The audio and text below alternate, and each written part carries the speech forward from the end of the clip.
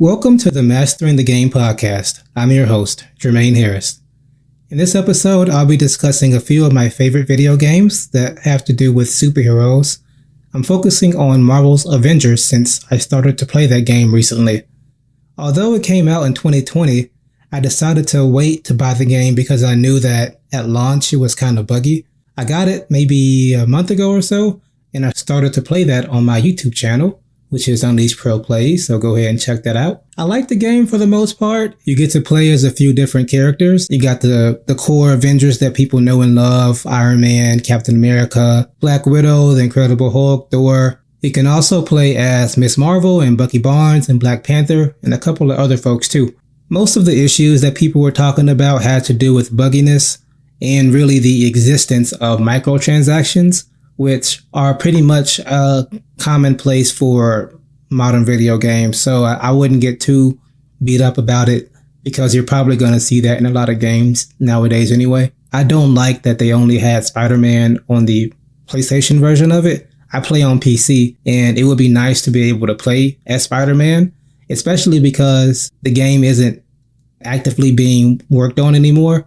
So I feel like at this point, they may as well just include him as a character on all consoles because it's not like they're really continuing to add to the game anymore anyway, since it came out 3 years ago. And the model of games as a service has become more popular. So you're really commoditizing the games more than they used to, which is kind of fair to me because making games is expensive. So I definitely understand the need to make a good return on your investment whenever you're producing a game.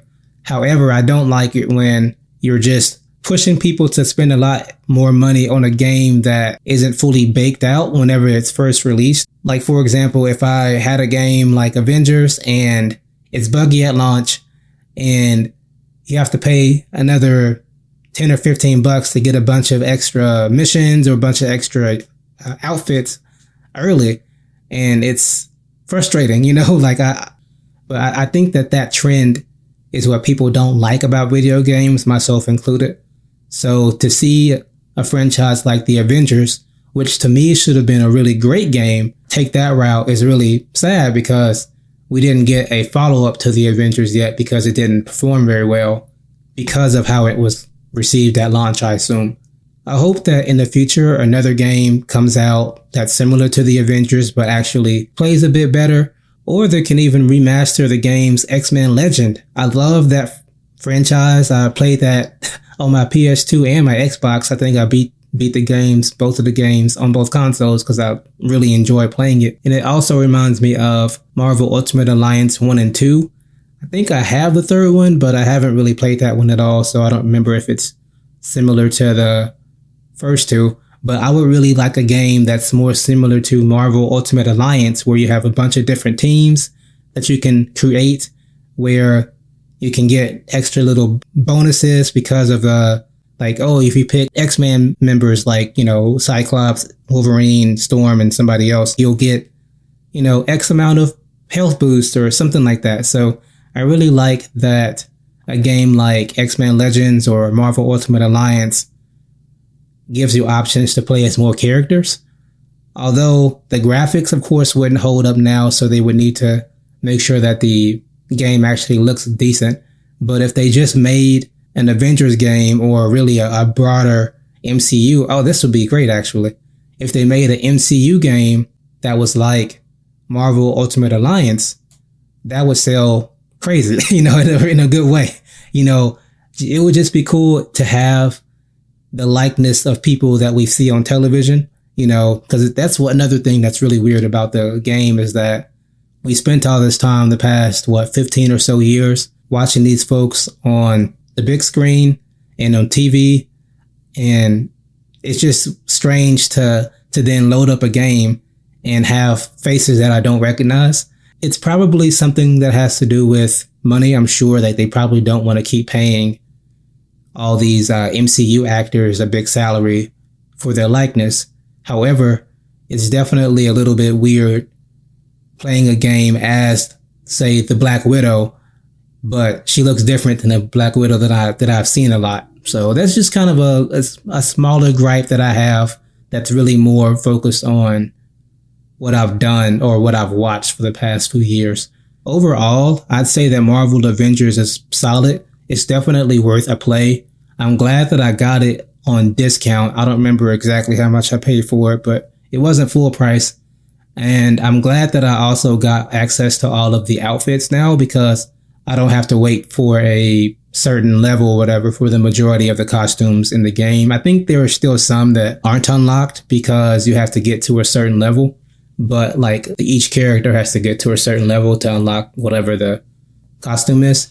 But the majority, if not all of the costumes are already unlocked, which is great because it's just cool to be able to try on a bunch of different stuff or just see kind of some of the even goofier stuff that they put in and run around the map as that. In that vein, one of the things that I don't like about the gameplay is that it can be a little bit repetitive. There are like maybe 3 main objectives, and essentially you have to either go to some server area and keep the area safe, kind of like a capture the flag situation, or you have to go and protect a few scientists, which is kind of like a capture the flag situation, or you have to go and fight a small group of enemies. So it's not quite a capture the flag situation at all, really, but you're just going to a small little area and taking out a handful of bad guys, really. So that's really the gist of the gameplay, really, the whole gameplay loop.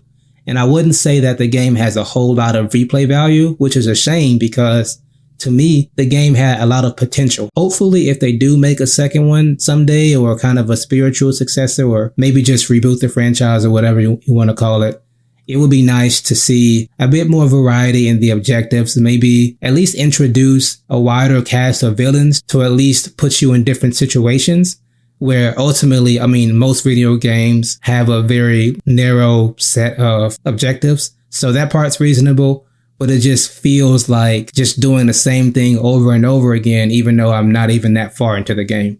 However, with that said, I still do recommend getting the game if you don't have it already. If you like the MCU, if you're a superhero fan like myself, I think it's a game that you can probably enjoy. You may not play it for 100 hours, but you can still get a few hours, into it. You'll probably play through the story and enjoy it. You can go through the Avengers initiative, which is basically like a not a free to play, but kind of a free play mode where you get to do a bunch of different missions and go on different maps and stuff. So basically you just get to play as a different character that you choose and go around different stages as that character. So that part's pretty cool. If you like that kind of stuff, definitely get the game. And it probably is still on discount. If it's not on discount now, wait till you get it on discount because I don't think it's worth $60. I hope you enjoy. Thank you for listening to this episode. If you enjoyed the podcast, consider leaving a 5-star review on Spotify, Apple Podcasts, or your favorite podcast service. And also be sure to subscribe to our YouTube channel, Unleash Pro Plays, where you can watch our latest gaming videos.